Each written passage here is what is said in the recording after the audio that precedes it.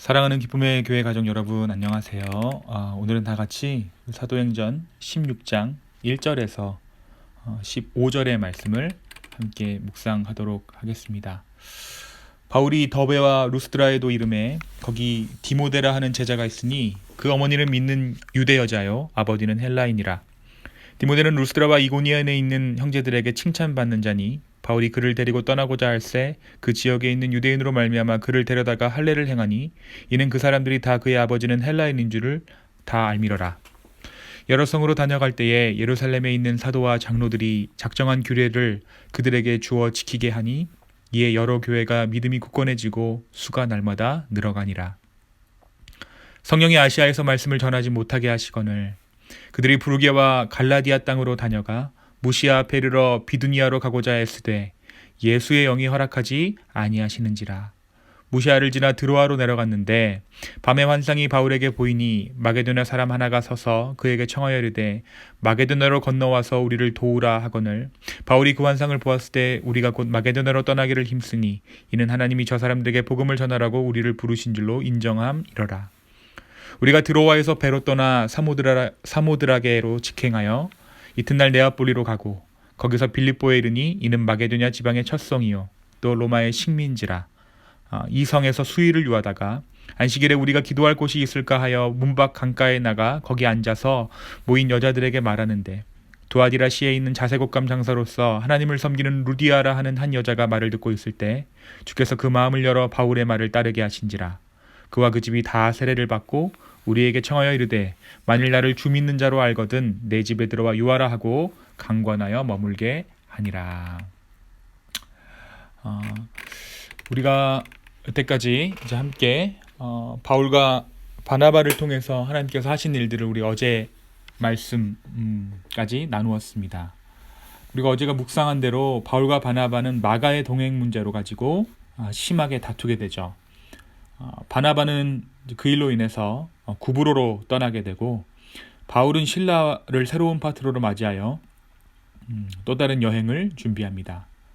원래는 바나바와 함께 하기로 했던 그 여행을 신라와 함께 하게 된 것이죠.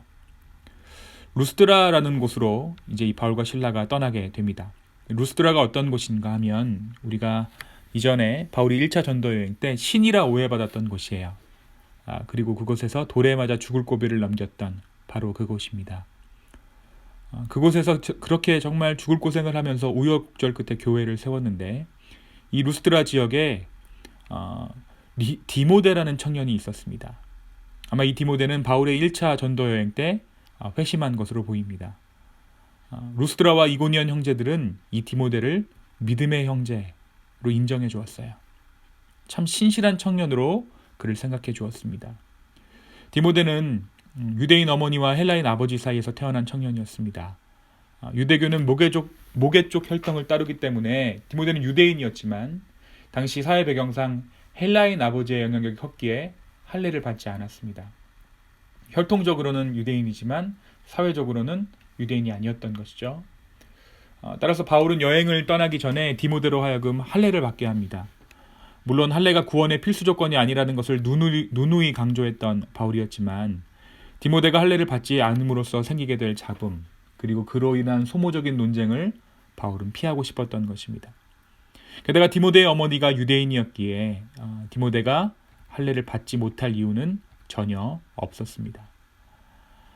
공동체의 신망이 두텁고 사랑받던 이 디모데는 바울의 일행에 합류를 제안받습니다.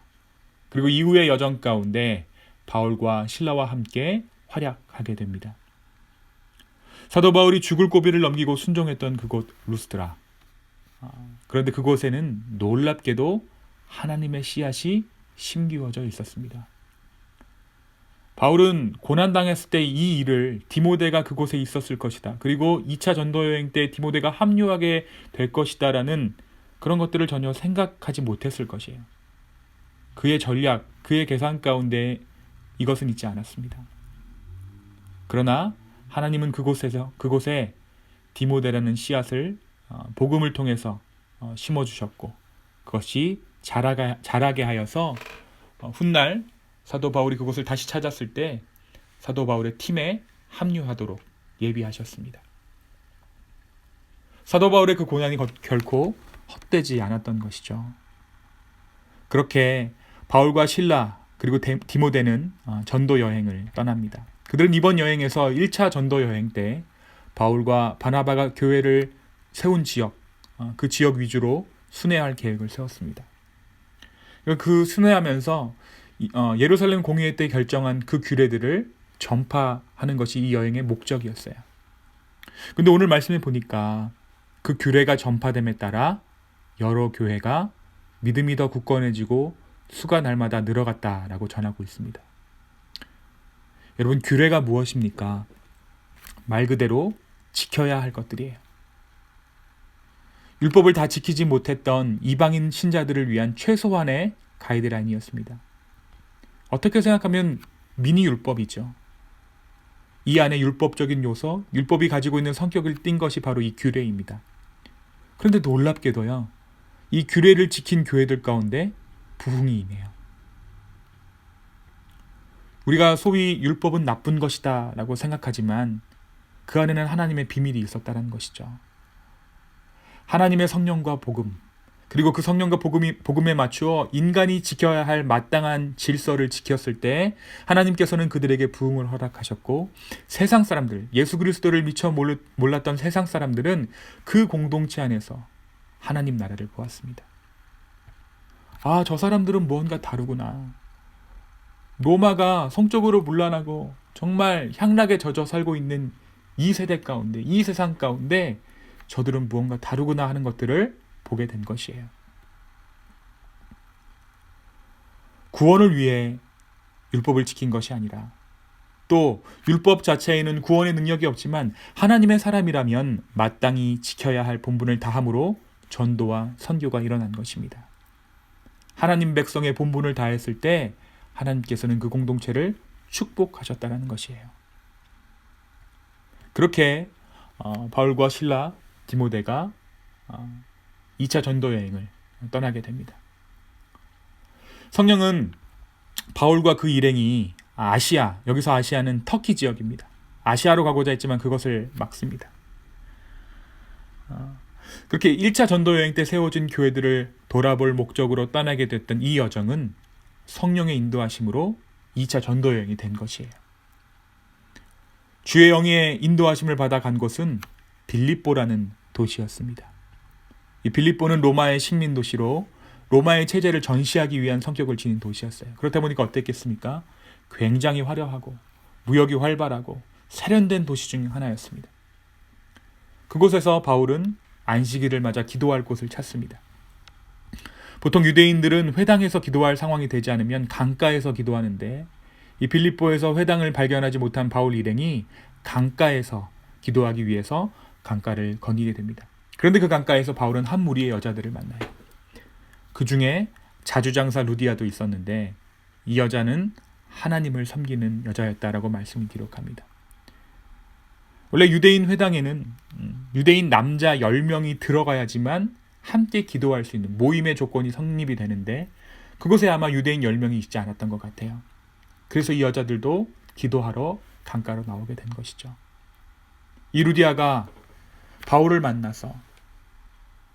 정말 우연히 만나서 바울이 전하는 복음을 듣고는 마음 가운데 깨달음이 생겼습니다. 감화를 받은 거예요.